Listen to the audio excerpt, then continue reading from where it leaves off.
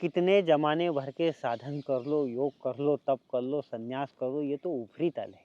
वास्तव में हमको क्या करना है?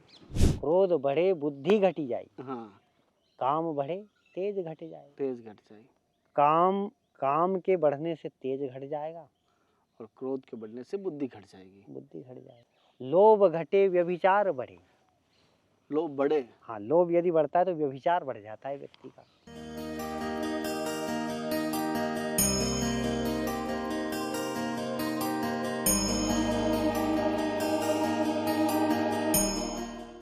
राधे राधे, हर हर महादेव, जय गुरुदेव। साथियों, धर्म की यात्रा में लगातार दिव्य त्यागी तपस्वी संतों के दर्शन करा रहा हूँ। ये गुरु कृपा हरि कृपा से हो रहा है। जैसे कि आपको सबको पता है, पिछली बार जब भी मैं एमपी आया हूँ तो अंकित बाबा की सत्संग लाने की कोशिश रही है और लेके भी आया हूँ। अगर आपने अंकित बाबा की पिछली अगर सत्संग नहीं देखी, एक बार देख लेना। और मैं जो भी अंकित बाबा की सत्संग में उनको आगे सीरीज भी लगा दूंगा। हालांकि अभी सीरीज नहीं लगाया हुआ है, आज या कल मैं उसकी सीरीज लगा दूंगा, जिससे कि आप पहले वीडियो देखने के बाद दूसरा देखोगे तो आपको पूरी सत्संग अनुभव होगी। और बहुत सारों ने बहुत सवाल किए, उनका कहूँगा शायद तक आपके सवाल मैंने वीडियो में लिया है, इसलिए मैंने आपका सवाल नहीं लिखा है। और जो साधकों ने मुझे सवाल किए हैं वो मैं आज सवाल गुरुजी से करना चाहूँगा। पहले प्रणाम करते हैं, फिर सत्संग की तरफ बढ़ते हैं। पहले तो गुरुजी मेरी तरफ से, समस्त भक्तों की तरफ से आपके चरण दंडवत प्रणाम। गुरुजी, जैसे हमारी सत्संग ज़्यादातर अब देखते हैं अपने निराकार ब्रह्म को लेके 2-3 बार आपने जिक्र किया था, लेकिन एक साधक ने सवाल किया है कि यदि अगर ब्रह्म निराकार है तो साधक उसे अनुभूति में कैसे कर सकता है, या उसकी अनुभूति कैसे कर सकता है साधक है कोई इस मार्ग पे चलने वाला हो तो? निर्गुण ब्रह्म जो है वो हमारा स्वयं स्वरूप है, और इसके अलावा इतर जितने भी पदार्थ है, जितना भी हमको यह संसार दिखाई देता है, दृश्य जितना भी दिखाई देता है, उस दृश्य का निरादर करता जाए, निषेध करता जाए। जो ग्रहण है उसका निषेध करता जावे तो अपने आप स्वरूप में स्थिति होती जाएगी। अब ये दृश्य का निषेध कैसे करना है? तो दृश्य का निषेध ऐसे होगा कि ये दृश्य वर्ग जो पदार्थ संसार है, उसमें कुटुंब, नाते, पदार्थ, संसार, इंद्रियों के भोग संयोग, ये सब सगुण है, और इससे हमारा आसक्ति रूपी संबंध है। कौन सा संबंध है? आसक्ति रूपी। तो संस्कृत में संग का अर्थ आसक्ति ही बताया गया है। क्या बताया गया है? आसक्ति। संग का अर्थ आसक्ति ही बताया गया है।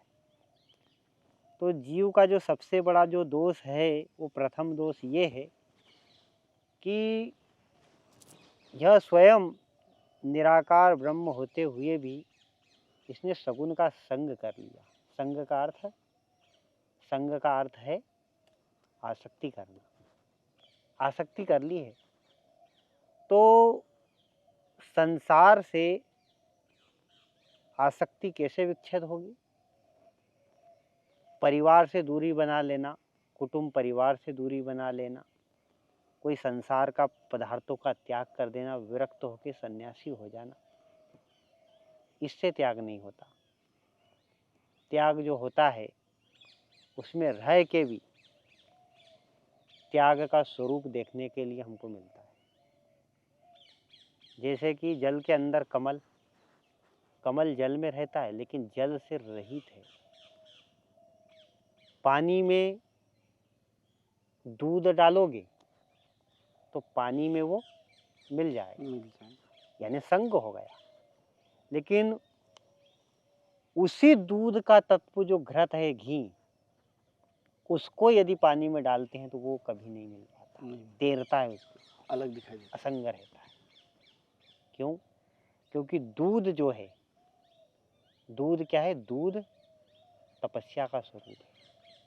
दही जमा है, बिलोया है, मक्खन निकाला है, उसको फिर तपाया है, इसलिए घृत बड़ा पवित्र माना गया है शास्त्रों में। तो घी तैरते रहता है और दूध मिल जाता है, और दूध और घी दोनों एक दूसरे के ही तो तत्वों से निकले हुए हैं, संबंध है उनका। तो हमारे संसार में कई महापुरुष हो गए, कई सिद्ध हो गए, कई ऐसे संत हैं कि जो गृहस्थों में ही अपने भक्ति भाव में जिए वो, और हम भी उसी में जी रहे हैं। पर वो उसी प्रकार से है कि वो घृत के समान इस संसार में जल के ऊपर, जल की सतह के ऊपर तैरते रहते हैं और हम लोग उसमें मिल जाते हैं। तो जैसे घृत से दीपक की बाती तो जलती है, लेकिन उसी दूध के अंदर घृत है, लेकिन दूध से आज तक कोई बाती नहीं जली, जबकि उसके अंदर घी विद्यमान है। ईश्वर सर्वभूतानाम अर्जुन हृदय देशे तिष्ठिति। परमात्मा सब में व्याप्त है, लेकिन परमात्मा काम क्यों नहीं कर रहा है? क्योंकि मिला हुआ है, सगुण में निर्गुण मिला हुआ है। तो हमको अलग करना पड़ेगा। जब दूध से घृत अलग हो जाता है तो वो जैसे बाती जला देता है।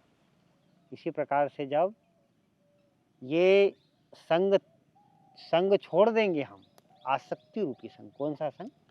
आसक्ति रूपी जब हम संग छोड़ देंगे तो क्या होगा? ये मट्ठे के समान ये संसार हमारे लिए खट्टा हो जाएगा। यही वैराग्य का स्वरूप है और ज्ञान की ज्योति जल उठेगी। गुरुजी, जैसे कि उपनिषदों में निराकार ब्रह्म को सत्य, चेतन और आनंद कहा गया है, क्या ये सत्य है? तो साधक इसे अपने जीवन में कैसे उतारेगा फिर? हाँ, वेदांत की भाषा में उसे अमृत कहा गया है, सत्य कहा गया है। और जैसे कि फिर वही घृत वाले उदाहरण पे आ जाए, घी पे। अच्छा। आयुष्य किसको कहते हैं? जब व्यक्ति की उम्र बढ़ जाती है तो उसको बोलते हैं आयुष्य, है ना? तो जब किसी की उम्र बढ़ती है तो उसको बोलते हैं आयुष्य। लेकिन घी भी आयु को बढ़ाता है। जो घी खाएगा उससे क्या बढ़ता है? आयु बढ़ती है। तो आयुर्वेद में घी को भी आयुष्य नाम दिया गया है। जो उम्र को बढ़ाएगा वो भी आयुष्य ही रहेगा। तो ये जो ब्रह्म है वो सत्य है, अमृत स्वरूप है, सत्य है, ज्ञान स्वरूप है। तो उस ब्रह्म को जो लखाने वाला जो तत्व ज्ञान है, जो लखाएगा वो भी ब्रह्म स्वरूप ही होगा। तो ये जो ज्ञान है ये भी कैसा है? ये भी सत्य है, सत्य, ब्रह्म स्वरूप है, अमृत स्वरूप है। इसी ब्रह्म ज्ञान को प्राप्त करके सुखदेव परमहंस से राजा परीक्षित अमृत के समान पान करते हैं। इसी तत्व ज्ञान को याज्ञवल्क्य से गार्गी सत्य के रूप में ग्रहण करती है। और कोई ब्रह्म का जिज्ञासु इसको ब्रह्म के रूप में ही मानता है, यानी ब्रह्म ज्ञान भी ब्रह्म का ही स्वरूप है, क्योंकि उसका बोध करवा रहा है। तो हमारे जीवन में ब्रह्म, अमृत, सत्य, इस तत्व ज्ञान को ही मानना चाहिए। गुरुजी, एक माता जी है साध्वी, उन्होंने पूछा है ईश्वर और ब्रह्म में क्या भिन्नता है? हाँ, अच्छा प्रश्न है। ईश्वर ये इस समष्टि ब्रह्मांड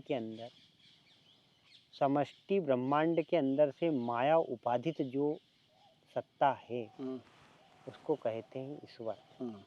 जिसके अंदर कुछ इच्छा हुई, क्या इच्छा हुई? कि मैं बहुत रूपों में हो जाऊं, उसको कहते हैं ईश्वर। और जो ब्रह्म होता है उसके अंदर इच्छा नहीं होती, ब्रह्म ही ईश्वर हुआ है। लेकिन जैसे कि कोई पुलिस वाला यदि घर आ जाए, ड्यूटी खत्म हो जाती है, तो वो जैसा कि उसका नाम मोहन होगा तो मोहन ही होगा, वो पुलिस वाला नहीं होगा। पर ड्यूटी पे जब जाएगा तो फिर पुलिस वाला हो जाएगा। तो ब्रह्म जो है अक्रिय तत्व है, इच्छा से रहित है, उसको ब्रह्म कहा है। पर जब वही ब्रह्म इच्छित वाला हो जाता है, इच्छा जब करता है कि मैं बहुत रूपों में हो जाऊं, तो माया उपाधित हो जाता है, तो उसी का नाम फिर हो जाता है ईश्वर। और उसी ईश्वर का ही अंश है यह जीव। इसलिए गोस्वामी जी ने कहा ईश्वर अंश जीव अविनाशी। ब्रह्म का अंश नहीं है, ये ईश्वर का अंश है, क्योंकि माया से उपादित ब्रह्म भी हो रहा है उधर और माया से उपादित जीव भी हो रहा है। पर इतना अंतर है कि ब्रह्म जो है वो माया उपादित है और ये जो जीव है ये अविद्या रूपी माया उपादित है, अज्ञानमय है। ब्रह्म माया से उपादित होता है तो वह माया ज्ञान स्वरूप है, लेकिन जीव जो माया से उपादित हो रहा है वो अज्ञान स्वरूप माया से उपादित है। इसलिए माया उपादित दोनों होने के कारण से, सजातीय भेद ना होने के कारण से ईश्वर अंश जीव अविनाशी, चेतन अमल सहज सुख। गुरुजी, एक जयपुर के साधक है, उन्होंने कहा क्या निराकार ब्रह्म को ध्यान में लाया जा सकता है या इसे बस केवल बोध का ही विषय रहा है? ध्यान कौन करेगा? पहले तो ये है ना, ध्यान कौन करेगा? जीव करेगा। ये जो ध्यान करने वाला है ये खुद ही तो है स्वयं निर्गुण ब्रह्म, जिसको हम ढूंढने की कोशिश कर रहे हैं, तलाश कर रहे हैं। बाकी तो जिसका भी ध्यान होगा सब रूप का ध्यान होगा। हमको तो क्या है, इस रूप का खंडन कर देना है, रूप को असत्य कर देना है हमारी मान्यता के अंदर। तो अपने आप स्वरूप में वह स्थित है, वो देखने का विषय कभी नहीं बनेगा। क्योंकि ये जो भिन्नता का जो भाव हो रहा है ना कि कोई मेरे अलावा है, तो ये तो ऐसा मानो कि कांच में अभी तुमको कांच बताया जाएगा तो तुमको आपका स्वरूप दिखाई देगा, पर उस कांच को टुकड़े टुकड़े कर दो तो 1000 कन्हैया दिखेंगे उसमें। तो इतने हो क्या? इतने नहीं है। तो ये तो भेद के कारण महसूस होता है, ये जगत प्रतिबिंब है, सब लगता है।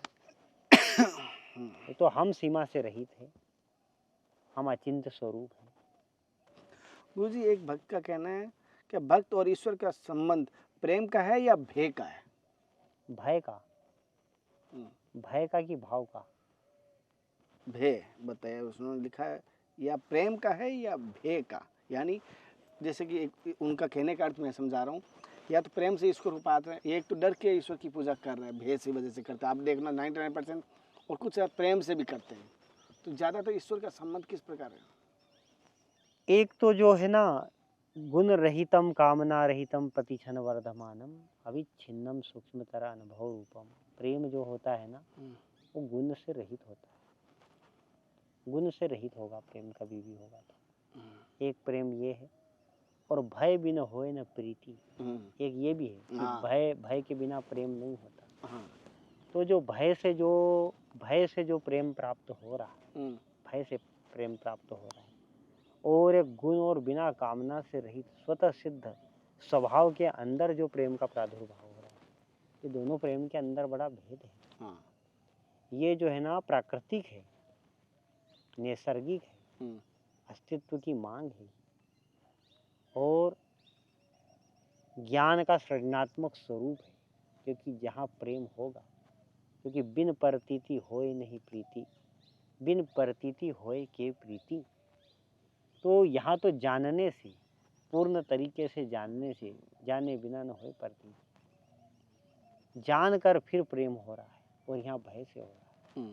और भय तो भगवान ने 16वें अध्याय में कहा है ना, अभ्यम संशुद्धिर ज्ञानम। हे अर्जुन, देवी संपत्ति की बात करते तो भगवान यहाँ से स्टार्ट करते हैं कि अभय को तू प्राप्त कर। तो जहाँ पर भय होगा वहाँ तो गुण शेष है ना, और ये तो दोष है भय। तो जहाँ पर प्रेम होगा वहाँ पर भय नहीं होगा, वो निर्भय होगा। तो भय से आक्रांत होके जो प्रेम जो होता है वो तो लौकिक ही है, जबरदस्ती का थोपा हुआ है।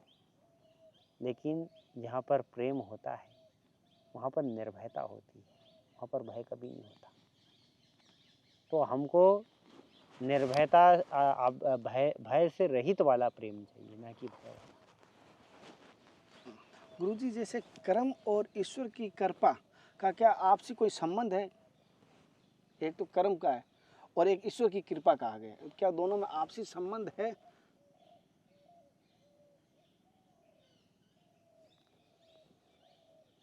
कर्म और कृपा ऐसा है कि कर्म यदि हम करेंगे, संसार में एक सामान्य व्यक्ति है, कर्म यदि कर रहा है हम्म, तो कर्म यदि कर रहा है तो कर्म का फल तो उसे मिलेगा ही मिलेगा।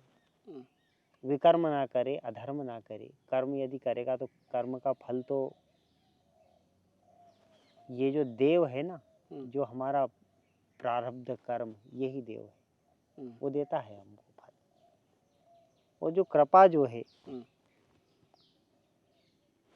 कर्म से ये मान के चलो कि कर्म से संसार की वस्तुएं प्राप्त होती है और कृपा से जीव के अपने स्वरूप बोध के लिए जो भी अवस्थाएं वो प्राप्त होती है कृपा से। जैसे कि बिन हरि कृपा मिले नहीं संत। अब संत मिलेगा तो संत क्या तुम्हारी फैक्ट्री थोड़ी चलवा देगा, वो परमात्मा का बोध करवाता है, इसलिए वो कृपा। और फिर कहा कि ये जो नर्तन जो पाया वो कैसे पाया है, ईश्वर की कृपा से मिला है। हे हरि तुम बहुत अनुग्रह कीनो, वो भी कृपा है। मनुस्तन दिया भगवान ने, ये कृपा है। संत मिले, ये कृपा है।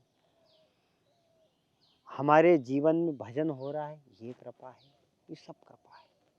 तो कृपा पदार्थ और संसार को लेकर नहीं है, कृपा अध्यात्म को लेकर है। कृपा अध्यात्म को लेके है और जो कर्म जो है वो संसार को लेकर है। इतना भेद है। बाकी संसार को लेकर जो कुछ भी चीज़ होगी वो कभी भी कृपा नहीं होगी। क्यों नहीं कृपा होगी? क्योंकि संसार से जुड़ रहे हो। कृपा तो किससे जोड़ती है? कृपा परमात्मा से जोड़ती है। कृपा नाम राधा जी का है, कृपा नाम जानकी जी का है, ये जोड़ती है, जिसको आह्लादनी शक्ति के रूप में भक्त लोग मानते हैं। तो कृपा तो केवल अध्यात्म को लेकर ही है। गुरुजी, एक परमात्मा के संबंध एक सवाल किया एक भगत ने, आत्मा और परमात्मा का संबंध अद्वैत है, अद्वैत है या भिन्नता है?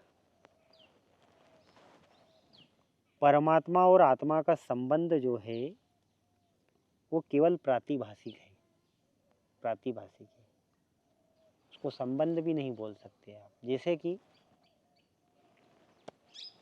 सूर्य दिखाई देता है और सूर्य का प्रतिबिंब इसमें शुद्ध जल में दिखाई देता है, तो जो बिंब जो है सूर्य वो परमात्मा है और जो प्रतिबिंब है वो आत्मा है। तो जो बिंब और प्रतिबिंब में क्या भेद है क्या, और क्या संबंध है क्या? बिंब और प्रतिबिंब का कोई संबंध तो होता है क्या? बिंब ही प्रतिबिंब के रूप में लक्षित हो रहा है। इसी प्रकार से परमात्मा ही आत्मा के रूप में लक्षित होता है। ना भिन्न है ना अद्वैत है। नहीं, द्वैत तो है ही नहीं उसमें कहीं से कहीं। और भिन्नता भी नहीं है। भिन्नता का नाम ही द्वैत है। अच्छा, हाँ।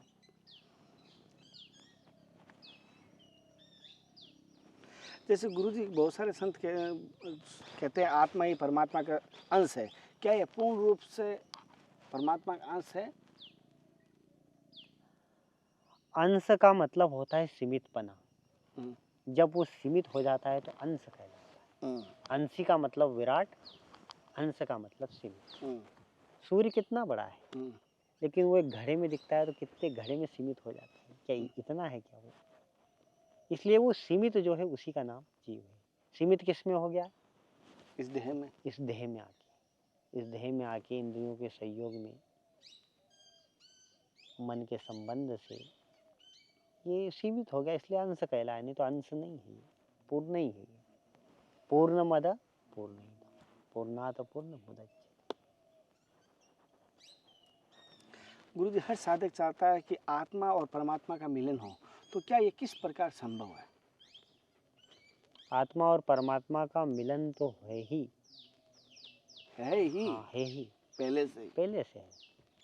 वो क्या है कि याद नहीं है, स्मृति भूल गए। भगवान कृष्ण कहते हैं ना, अर्जुन से पूछा कि तेरी क्या हालचाल है, आप गीता सुनते? बोले नष्टो मोह स्मृति लब्धा। स्मृति किसकी होती है? जो पुराना भूला हुआ है उसी को तो याद किया जाता है।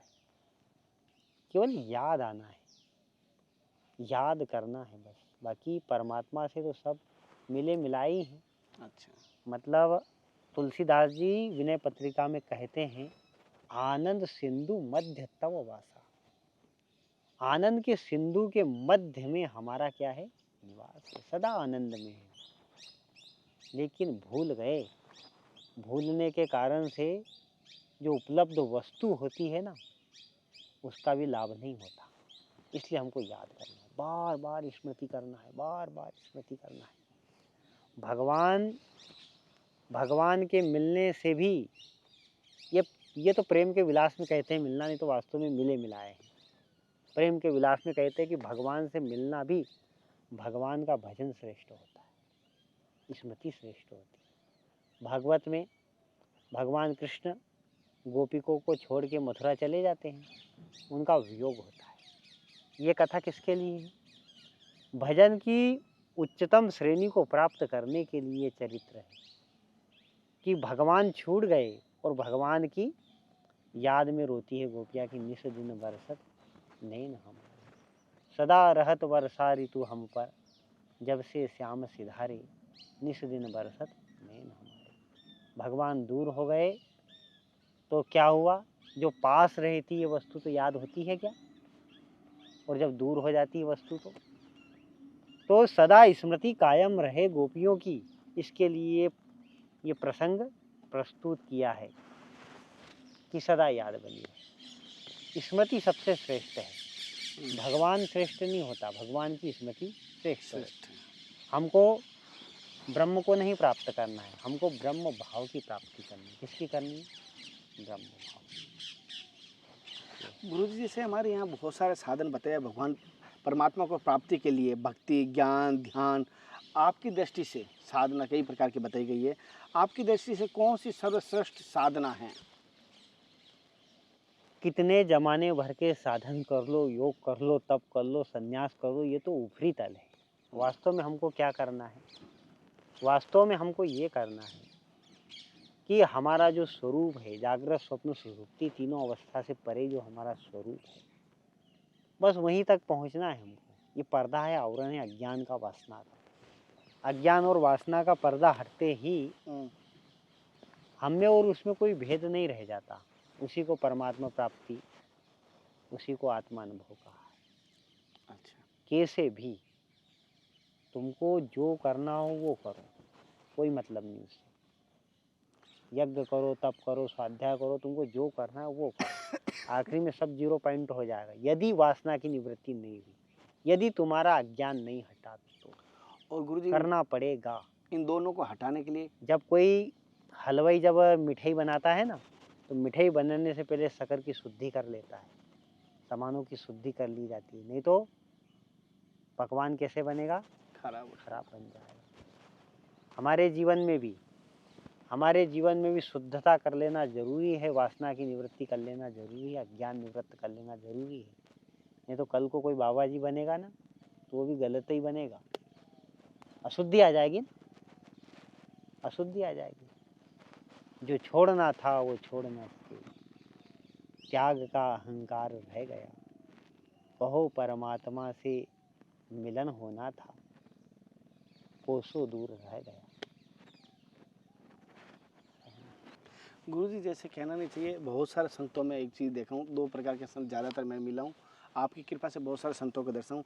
कुछ संत ब्रह्म निराकार की बातें करते हैं, कुछ ईश्वर साकार रूप में बात करते हैं, लेकिन दोनों का अगर देखा जाए विरोधाभासी नहीं बन जाता कि अगर दोनों ही एक जगह अगर आके सुनता है भक्त, दोनों ही सत्संग में सुबह और शाम जाके आए और उसके मन में विरोधाभासी संबंध नहीं बन जाता ऐसा?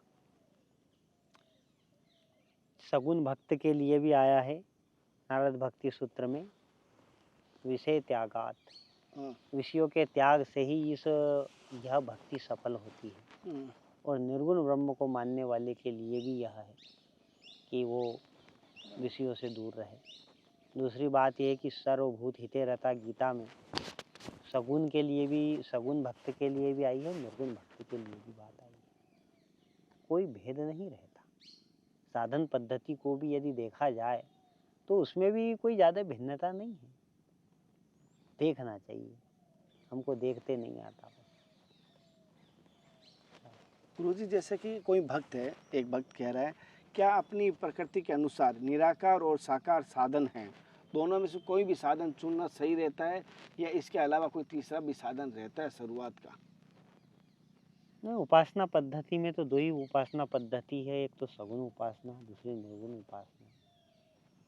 यदि आपको संसार छोड़ने में दिक्कत हो रही है, चित्त में वासनाओं की जड़ता ज़्यादा है, तो सगुण उपासना का आरंभ करें, वो आपको बड़ी सहज पड़ेगी। और आप में वैराग्य है तो निर्गुण ब्रह्म की उपासना आपके लिए सफल रहेगी। ये तो व्यवस्थाएं हैं, सुविधाएं हैं, तो जो उचित लगे। और गुरुजी जैसे आध्यात्मिक मार्ग पे चलते हैं तो बहुत सारे कहते हैं कोई चीज़ को त्यागने की आवश्यकता नहीं रहती, स्वतः त्यागी हो जाता है। जैसे मैं अपने अनुभव के कहूँगा, कोई चीज़ की इच्छा ही नहीं रहती, कोई चीज़ ऐसी काम, कोई भी लोभ की ना किसी चीज़ की। तो ये क्यों ऐसा? एक तरफ आप कहते हो गृहस्थ में भी कोई त्यागे बगैर भी भक्ति होती है, और मैं कह रहा हूँ जैसे अभी अनुभव के उसको उस मार्ग पे चलते हैं स्वतः ही त्याग हो जाता है। त्याग जो है वो तो हमारी भावनाएं हैं भिन्न भिन्न। ये तो त्याग जो है, त्याग ना तो करना है ना करना पड़ेगा, त्याग तो स्वतः सिद्ध हो रहा है। हाँ, शरीर तुमको छोड़ रहा है, अवस्थाएं छोड़ रही है, परिवार वाले तुमको छोड़ रहे हैं, फिर भी तुम उनके पीछे लगते हो। हाँ।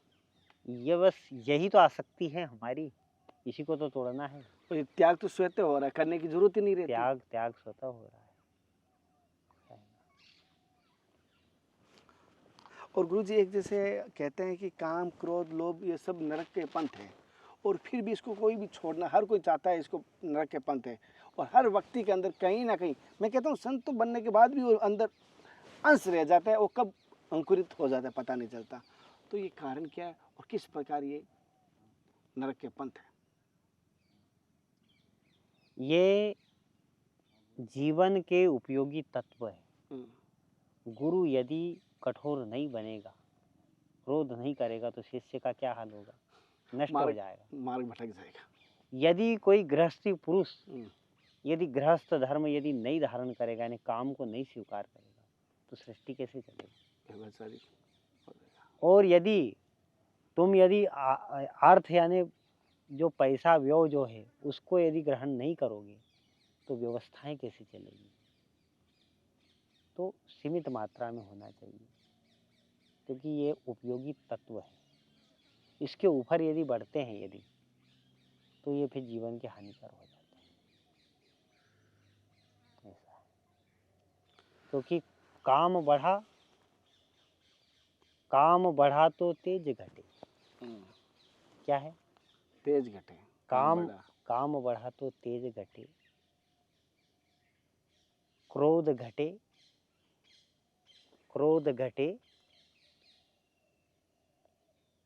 बुद्धि चली जाएगी।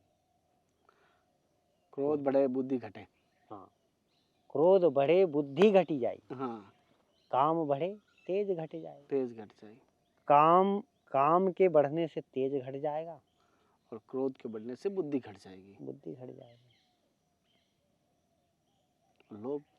लोभ घटे व्यभिचार बढ़े। लोभ बढ़े। हाँ, लोभ यदि बढ़ता है तो व्यभिचार बढ़ जाता है व्यक्ति का। अच्छा। कहे संत देहु समझाई, ये संतों की समझ से फिर समझ में आता है कि यदि ये बढ़ता है तो फिर इतनी हानि होती है। अब बताओ जीवन में फिर से त्याग कैसे होगा? तो वही फिर यहाँ पर वो नियम लागू होता है कि भय भी न होए न प्रीति। वापस आ गई पहले वाले। ये जो सद्गुण है, सद्गुण के लिए हमको फिर भय जीवन में धारण करना पड़ेगा। गुणों के लिए फिर भय को धारण करो कि यदि मैं काम को ज़्यादा भोगूंगा तो तेज घट जाएगा। अब और बताओ, जिंदगी में तेज कौन नहीं चाहता? सभी चाहते हैं, है ना। ये लिपस्टिक और पाउडर और ये जो क्रीम वगैरह जो लगाते काई के लिए? तेज के लिए लगाते। जीवन में सभी तेज चाहते हैं। और कौन चाहता है कि बुद्धि का विनाश ना हो? सब चाहते हैं कि मैं बुद्धिमान बनूं। सत्य वचन है। तो उसके लिए क्रोध पे नियंत्रण करें, व्यभिचार ना जीवन में हो, क्योंकि पैसा आएगा तो व्यभिचारी बन ही देगा, अवश्य बनेगा। तो कौन चाहेगा कि व्यभिचार हो कि मैं नष्ट हो जाऊं? इसलिए यहाँ पर भय रखना है। तो यहाँ वापस जो पहले वाला सवाल आया, जो वहाँ ये आपने इसका सहमत किया कि भय रखना भी सही है यहाँ पर। हाँ, गुणों के लिए। और वहाँ वहाँ प्रेम के लिए नहीं, प्रेम में प्रेम स्वतंत्र गुण है। खुद उस स्वयं में गुण है, हाँ। प्रेम में नहीं, प्रेम निर्गुण है, निर्गुण है। प्रेम निर्गुण है, इसलिए वहाँ भय की आवश्यकता नहीं है। अच्छा। पर ये तो गुण है ना, तो हम्म। गुण के लिए भय रूपी गुण को धारण कर सकते हैं। अच्छा। साथियों, जैसे महाराज जी से मैंने आपके सभी के सवाल लिया, हालांकि कुछ सवाल मैं और भी लेने की कोशिश करूंगा। और पहले बता दूं, अगर प्रभु जी की आपने अंकित बाबा की पिछली कोई भी सत्संग नहीं देखी, वीडियो की डिस्क्रिप्शन एक प्लेलिस्ट का लिंक दे रहा हूं, आप जरूर देखना। अगले दर्शन और सत्संग का फिर मिलते हैं, तब तक जय हिंद, वंदे मातरम, हर हर महादेव, हरे कृष्णा। हे नाथ है मेरे नाथ, मैं आपको बोलूँ नहीं। जय गुरुदेव।